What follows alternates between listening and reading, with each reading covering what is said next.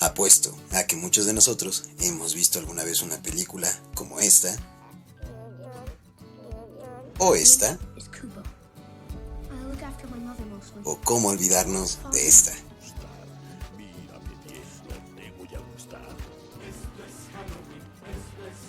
Así es, amigos, en esta ocasión hablaremos acerca de esta técnica cinematográfica llamada stop motion, un poco de sus orígenes, y también hablaremos acerca de unas cuantas pelis y sus curiosidades, ya que esta técnica es bastante curiosa y pero muy interesante. Así que ponte cómodo, esto es Claqueta Geek, comenzamos.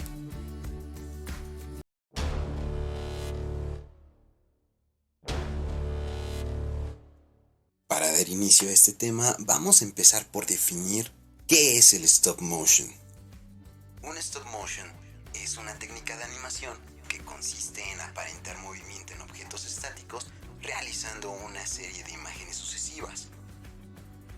Esta ilusión óptica se basa en el principio de persistencia de la visión, también llamado como principio de persistencia de la retina, establecido en 1829 por el físico belga Joseph Plateau. Plateau estableció que según el principio de persistencia de la visión, hacía falta un mínimo de 10 cuadros o fotos por segundo para que la realidad pareciese a nuestros ojos con una fluidez natural. En el cine y en otras artes que usan tecnología visual o audiovisual, se ha establecido un estándar de captura y proyección de imágenes de 24 fotogramas por segundo. Saltamos directamente a la animación al año de 1877, en donde un inventor y pionero del cine de animación francés llamado Charles-Émile Reynaud inventó el praxinoscopio, aparato que consiste en un tambor giratorio con un anillo de espejos colocado en el centro y una tira con dibujos situada en la pared interior del tambor. Además, patentó una mejora considerable de su invento en 1888, al que bautizó con el nombre de teatro óptico. Sus películas presentan breves escenas humorísticas, y Reynaud, en resumen, fue el primero en conseguir pasar del movimiento cíclico de figuras dibujadas a un discurso visual que presentaba una línea argumental. Como dato curioso, Reynaud elaboraba fotogramas pintados a mano sobre una banda flexible, y este lo hacía a una velocidad de 15 imágenes por segundo. Ahora nos saltamos al año de 1896, en donde el término stop motion, con el que se le conoce a la animación tridimensional con técnicas tradicionales, se le otorgó realmente a Georges Méliès, tras un accidente fílmico en el que se detuvo o se atascó su cámara al registrar el movimiento de personas y carruajes en la Plaza de la Ópera, en París. Y de esta forma descubrió que las imágenes se sustituían por otras, creando la ilusión de que la gente y los carruajes se transformaban por otros mágicamente, y fue él mismo quien nombró este suceso stop motion o stop action.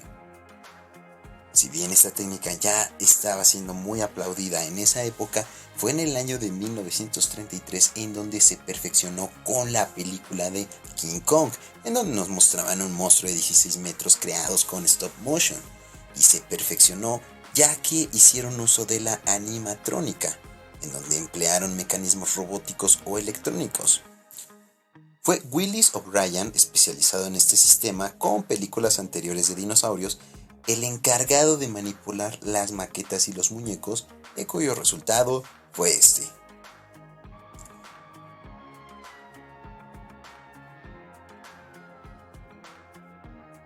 Con el pasar de los años se fue perfeccionando esta técnica hasta llegar al punto que comenzaron a utilizar la animación con marionetas, en la cual ha sido utilizada por muchos animadores, y entre ellos se encuentra el americano Henry Selick con las películas Slow Bob in the Lower Dimensions en 1991 y James and the Giant Peach en 1996. Así también como podemos ver de las más actuales con Tim Burton y El cadáver de la novia. Ahora bien, pasemos a hablar de algunas películas stop motion y sus curiosidades que tal vez no sabías. El extraño mundo de Jack. Dentro de sus curiosidades se encuentra que la película inicialmente surgió primero como un poema. El director de la película fue Henry Selick, pero las personas asocian como director a Tim Burton por ser el creador y productor del poema y de la idea original, además de ser él el diseñador de los personajes. Tomó un aproximado de 3 años para finalizar la película. Se necesitaron 19 escenarios y 230 decorados para la película. Danny Elfman, compositor y letrista, fue el encargado de la banda sonora del film. Varias escenas necesitaron entre 20 y 30 tipos de iluminación diferentes para crear efectos dramáticos. Así también se necesitaron un aproximado de 60 personajes individuales, cada uno con 4 duplicados, para poder filmar varias escenas al mismo tiempo. 1 minuto de la película es equivalente a una semana de trabajo filmado. Se usaron 400 cabezas diferentes para poder plasmar las distintas emociones que expresa Jack Skellington a lo largo del film. El personaje de Sally también expresa emociones, sin embargo para ella no se diseñaron distintas cabezas, sino máscaras para evitar tomar más tiempo en reajustar cada cabeza sin romper el largo de su cabello. Los sets de grabación fueron diseñados como rompecabezas para poder desprender partes específicas de cada set y así mover la posición de los títeres con más facilidad. Danny Elfman hizo las canciones antes de que estuviera lista la película y para inspirarse un poco usaba los bocetos que Burton en ocasiones hacían en el mismo momento en el que charlaba sobre ideas para las posibles escenas. Y 1 segundo de la película se encuentra conformado por 24 cuadros en total. El cadáver de la novia. Una película dirigida por Tim Burton y Mike Johnson. Fue estrenada en el año 2005 y es una de las cintas más populares de Tim Burton. Esta película narra la historia de Victor y Emily, un humano y un cadáver, que se casaron por error en un cementerio. Esta película está basada en un cuento ruso judío del siglo XIX, en donde en la película conserva muchos elementos del cuento, aunque la mayor diferencia es el cambio de religión de judía a católica. El rodaje de la película duró 55 semanas en la que compusieron y fotografiaron individualmente 109.440 fotogramas diferentes. Como lo habíamos mencionado, las marionetas de stop motion actualmente cuentan con cabezas intercambiables y bocas reemplazables para hacer el trabajo del animador más sencillo. Sin embargo, en esta película no se utilizó ninguna de las técnicas tradicionales.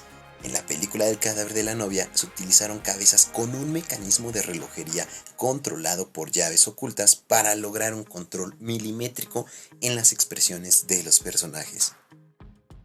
Las maquetas de los sets en el cadáver de la novia eran tan grandes que los animadores podían entrar a través de las puertas sin agacharse. Fueron 25 animadores los encargados de marcar el movimiento de los personajes ante las cámaras. Las marionetas miden 61 centímetros de alto. Para el rodaje se crearon 14 marionetas de Emily, 14 de Victor y 13 de Victoria. Las bases de las marionetas eran de metal para asegurar la estabilidad de los personajes y su piel estaba hecha de silicona. Creo que todos sabemos el actor favorito de Tim Burton. Y el personaje de Victor fue diseñado exclusivamente para ser doblado por Johnny Depp, modelado a las características físicas del actor. Danny Elfman compuso las canciones de El cadáver de la novia, sin embargo su participación en la película no se limitó a la composición musical. El personaje de El esqueleto de un ojo que canta fue doblado por Danny Elfman. El papel no estaba pensado para el compositor inicialmente, pero el actor original tuvo problemas con su garganta durante la grabación de doblaje y Elfman tuvo que sustituirlo. Y sorprendentemente Tim Burton filmó 2 películas al mismo tiempo, Charlie y la fábrica de chocolate y El cadáver de la novia. Al principio, Mike Johnson iba a ser el principal director de la historia de Emily y Victor, ya que Burton se iba a enfocar en la otra película. Sin embargo, el amor al stop motion de Tim Burton ganó y le dedicó más tiempo a la película animada. Coraline y la puerta secreta. Fue lanzada en el año 2009 y dirigida por Henry Selick. Y a pesar de tener muchos momentos bastante tétricos, la película está dirigida para un público infantil. Sin embargo, es también la favorita de muchos adultos. Y dentro de sus curiosidades es que la película está inspirada en el libro homónimo escrito por Neil Gaiman, publicado en 2002. Asimismo, el personaje de Wybie fue creado exclusivamente para la película, ya que en el libro jamás se menciona a tal personaje. El nombre del personaje principal, Coraline, fue producto de un error al escribirlo por parte de Neil Gaiman. Al darse cuenta decidió dejarlo así, pues le pareció un poco más interesante. El proyecto fue terminado luego de 4 años de producción y se necesitaron más de 150 sets de 52 escenarios para contar toda la historia. Todos los suéteres utilizados por Coraline fueron tejidos a manos por Althea Crumb. El director hace un cameo en la película al aparecer en los billetes de $1 que el padre de Coraline les da a los empleados de la mudanza. Los hijos del director de la película participaron haciendo las voces de los niños fantasmas. Y Jack Skellington, protagonista del extraño mundo de Jack, aparece en la yema del huevo que la otra madre pone en un tazón. Una de las dificultades a las que se enfrentaron al realizar la película fue el cabello de los personajes, pues no querían optar por poner las habituales melenas moldeadas. Henry Selick quería que tuvieran una apariencia más natural, así que experimentaron con diferentes tipos de cabello, tanto humano como animal. Se crearon 28 muñecos diferentes de 25 centímetros de alto, cada una para únicamente el personaje de Coraline. La madre de Coraline disponía más de 17.133 combinaciones faciales, mientras que el animador de Coraline tenía la posibilidad de escoger entre 2.736 diferentes. Y con esto llegamos al final de este video, viendo las distintas maneras de contar historias en el cine y de cómo se vuelven aún más impresionantes cuando sabemos lo que hay detrás de estas superproducciones y el esfuerzo y tiempo que significó realizarlas. Y para ponerme la camiseta de esta técnica les dejo unos 30 segundos de animación stop motion creada como experimento para dimensionar realmente el trabajo que se requiere para hacer una producción como estas. Y vaya que necesitas mucha paciencia.